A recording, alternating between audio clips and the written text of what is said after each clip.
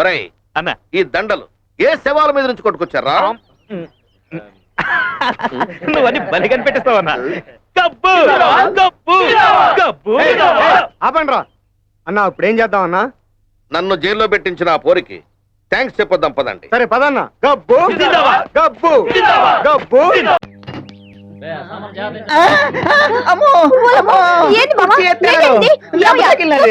చూసుకోలేదమ్మా. అయ్యో ఏంది బావా? రంగే, నేనంటే అంత ఇష్టమా? అందుకేగా రాత్రి సెట్ సాటుకొచ్చింది. రంగే, నిన్ను చూస్తంటే అమాంతంగా వాటేసుకుని వానపాట పాడియాలనిపిస్తుంది. అయితే వాన వచ్చినప్పుడు కనిపించు. అట్ట కాదు గాని వానపాట అంటే అమ్మ మా ఆవిడ మధ్యలో దొరకేసేస్తుంది. అట్ట కాదు గాని రంగే, ఎంతైనా నీకు ఆవిడంటేనే ఎక్కువ పెట్టాం. అబ్బా ప్రతిదానికి అలగమాకే. ఎల్లుండి మా ఆవిడ ఊరు వెళ్ళిపోద్దా, అప్పుడు వానపాట అండి పూల పాలు వేసేసుకున్నాం. వచ్చేసినారా? సమయానికి వచ్చేస్తారా?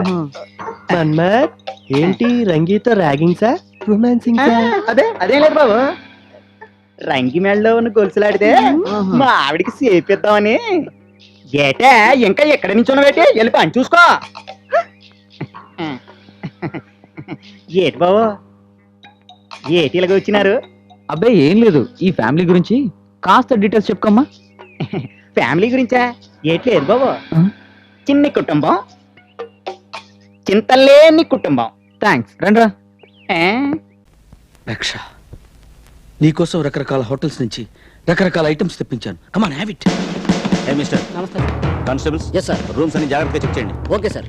ఇంతకాలానికి నీ తపస్సు ఫలించింది. ఫలించాల్సిన తపస్సు కాదు, నీ కడుపు పండి నాకు వంశోద్ధరుడు కావాలి. గంటలో ఇదంతా ఎలా కుదురుతుంది? కుదిరి తీరాలి. హలో,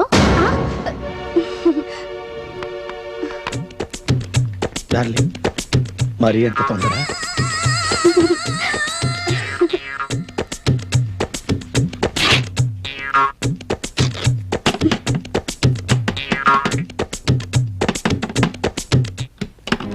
అమ్మయ్యా, సమయానికి అన్నేలా వచ్చారు. ఆ దుర్మార్గుడు నాకు ఉద్యోగం ఇప్పిస్తానని తీసుకొచ్చి నన్ను. నువ్వు బాధపడకమ్మా, నేను కాపాడిన 200 చెల్లెమ్మవి. వాడు అయిపోయాడు. రక్ష, నాకు భయంగా ఉంది. నీ భయం స్టేషన్లోనే వదిలిస్తాగా. నడు.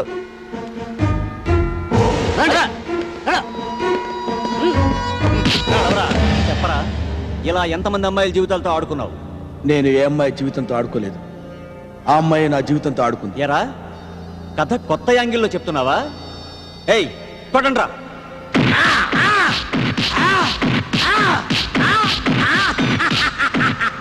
ఆపండి. మీరు ఇలా కొడతారని తెలిసే మా వాళ్ళ చేత ఎప్పుడూ రిహార్సల్ చేయించుకున్నాను.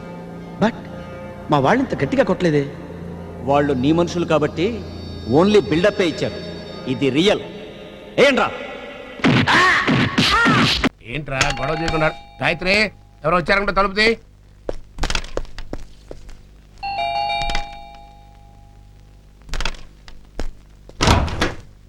రండి రండి. ఎవరు, ఏం కావాలి? Good morning sir. Good morning. మేము మాయా టీవీ నుంచి వస్తున్నాం. మాయా టీవీనా?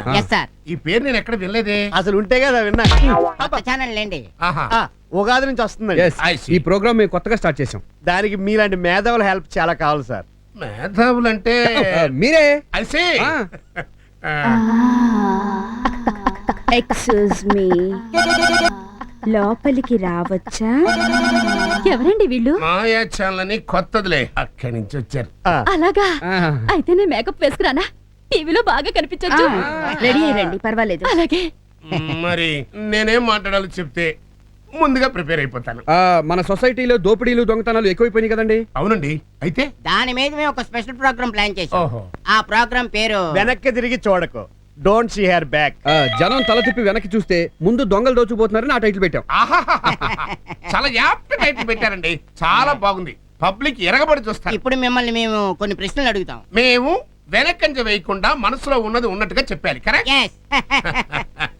మరి నేను, నాతో పాటు నా భార్య, మా అబ్బాయి గోవిందు, మా అమ్మాయి ఫ్యామిలీ మొత్తం ఉండొచ్చా? మీ ఫ్యామిలీ ఏంటండి, అండర్స్టాండింగ్ ఉంటే పక్కింటి ఫ్యామిలీ కూడా ఉండొచ్చు. మీ ఫ్యామిలీ మొత్తం సోఫాలో కూర్చుంటారు, ఇంటర్వ్యూ జరుగుతుంటుంది. వీళ్ళు బ్యాక్ డ్రాప్ లో సింబాలిక్ గా దోచేసుకుంటున్నట్టుగా సామాన్లన్నీ మోసుకెళ్ళిపోతుంటారు. వెరీ గుడ్ స్క్రీన్ ప్లే అండి. మరి సామాన్లు? పక్క తప్పుకో. అది మా సామాన్లు తెచ్చి డెకరేట్ చేసేసరికి టైం వేస్ట్ అవుతుంది అంచేత మీ సామాన్లే మేము మోసుకెళ్తాం. Okay okay. అయితే ఇక మీరు రెడీ అవ్వండి. Mister Srinivas, yes. పగలు రాత్రి తేడా లేకుండా విరివిగా దొంగతనాలు జరుగుతున్నాయి కదా, అవునండి. ఇలా క్రైమ్ రేట్ పెరగడానికి కారణం ఏంటంటారు? అంటే చూడండి లత గారు, సాధారణంగా మీరు పట్టు చీరలో నగలు బీరువాలో పెట్టి తాళం వేసి ఆ తాళాన్ని భద్రంగా దాచుకుంటారా? అవునండి. మీరు జాగ్రత్తగా రహస్యంగా దాచుకున్నాం అనుకుంటారు, కానీ దొంగలు ఇట్టే కనిపెట్టేస్తారు. సపోజ్ మీరు తాళాలు ఎక్కడ దాస్తారు? చెప్పే పర్వాలేదు. మాయా టీవీ కరెక్ట్ చెప్పారా? కరెక్ట్ గా చెప్పారు. నేను కిచెన్ లో లక్ష్మీదేవి ఫోటో వెనక దాస్తానండి. చిక్కబుక్క రైలే. శ్రీనివాస్ గారు, ఆ, ప్రభుత్వం ఈ నేరాలను అరికట్టడానికి తగినన్ని చర్యలు తీసుకోవట్లేదని మీరు భావిస్తున్నారా? అంటే ప్రభుత్వం కొంచెం గట్టిగా వ్యవహరించి పటిష్టమైన చర్యలు తీసుకోవాలని.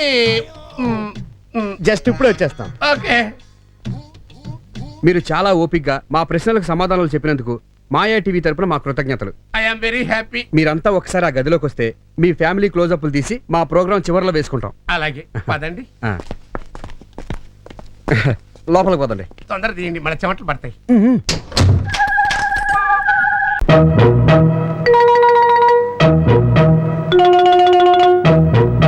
ఆ రాంబాబు గారు అమ్మాయి గారిని బలవంతంగా తీసుకెళ్తాడా?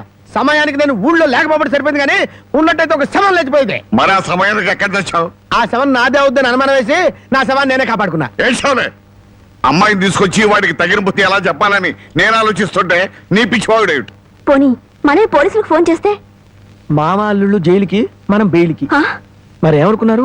ఈ విషయం పోలీసుల దాకా వెళ్ళిందంటే పసిబిడ్డను చంపినందుకు అల్లుణ్ణి కాపాడినందుకు మామని, పోలీసులు వీళ్ళిద్దరిని పోలీస్ స్టేషన్ లో పెట్టి చెత్త కొడుతుంటే పసిపిల్లలు ఏడ్చినట్టు ఏడుస్తారు. సముదాయించడానికి కూడా ఎవరు రారు. అయ్యగారు, ఏ గొడవ లేకుండా అమ్మాయి గారితో అన్ని విషయాలు మాట్లాడి నేను తీసుకొచ్చేస్తాను కదా. అమ్మగారు, దారిలో తింటానికి కాసిన ముడుకులు సంచులేసి ఇవ్వండి.